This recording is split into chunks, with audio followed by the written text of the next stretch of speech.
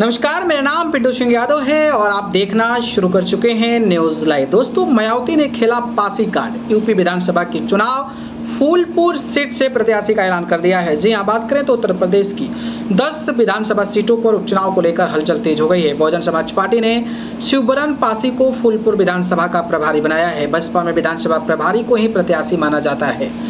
शिवबरन पासी के जरिए बीएसपी ने फूलपुर विधानसभा उपचुनाव में खेला दलित कार्ड। जी हां, ऐसा माना जा रहा है कि दलित वोटों के बिखराव के रोकने के लिए बीएसपी ने शिवबरन पासी को फूलपुर में प्रभारी बनाया है। फूलपुर विधानसभा में दलित मतदाता की संख्या 75,000 से अधिक है। बीएसपी से दलित प्रत्याशी होने पर सपा और बीजेपी का गणित खराब हो सकता है। जी हां, फूलपुर विधानसभा सीट एक तरफ जहां समाजवादी पार्टी और कांग्रेस हालिया लोकसभा चुनाव के नतीजों के बाद से जोश से लबरेज है, तो वहीं सत्तारूढ़ भाजपा लोकसभा के खराब परिणाम से उभरकर दमदार वापसी की तैयारी में है। जिन 10 सीटों पर उपचुनाव होना है उनमें फूलपुर विधानसभा सीट भी शामिल है। फूलपुर बीजेपी और सपा के बीच तगड़ा मुकाबला होने की उम्मीद थी।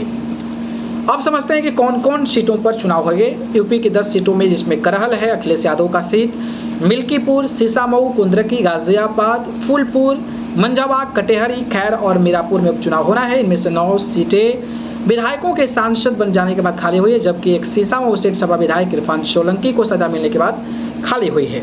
इन 10 सीटों में से समाजवादी पार्टी के पास 5, 3 सीटों पर बीजेपी और एक सीट पर आरएलडी और निषाद पार्टी का कब्जा है।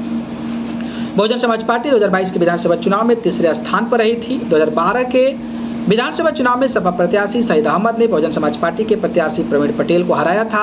अब तक हुए विधानसभा चुनाव में 10 सीटों में से 2 से 3 सीटों पर ही बीएसपी जीती थी। 2012 के बाद पार्टी की स्थिति खराब हो गई है और जो पार्टी सीटें जीती रही है उन पर भी अब हार ही नसीब हो रही है। जिन सीटों पर उपचुनाव होने हैं उन सीटों पर पिछले 2 चुनाव बदतर स्थिति से हैं। केवल एक सीट 2017 में बसपा के खाते में आई थी। ऐसे में उपचुनाव में बहुजन समाज पार्टी के लिए बड़ी चुनौती है। अब देखना ये होगा कि जब पासी कार्ड खेली है मायावती तो उस सीट पर क्या कर सकती है, फूलपुर सीट पर। इस पर अपनी प्रतिक्रिया बताइए।